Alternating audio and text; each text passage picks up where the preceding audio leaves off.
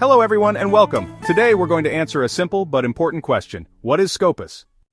Scopus is one of the largest and most trusted abstract and citation databases in the world.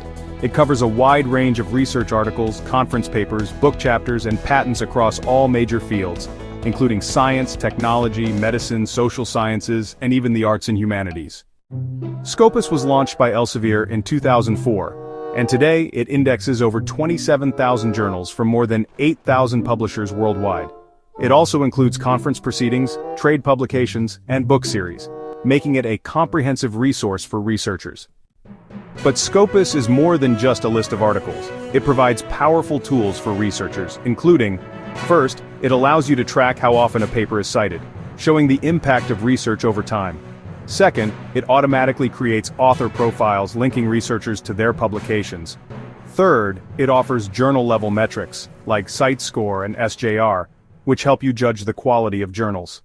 And finally, it helps analyze research trends across different fields. For universities, Scopus is critical. It is used to evaluate research performance, faculty promotions, grant applications, and even national and international rankings. Every author indexed in Scopus is assigned a Scopus Author ID, a unique identifier that keeps their work properly organized, even if they publish under slightly different names. To sum it up, Scopus is a trusted global platform that supports researchers, educators, and students by organizing, tracking, and evaluating scholarly work. Thank you for watching. If you found this explanation helpful, feel free to explore Scopus further or check out your own Scopus Author ID if you're a published researcher. Stay curious, keep learning, and see you next time.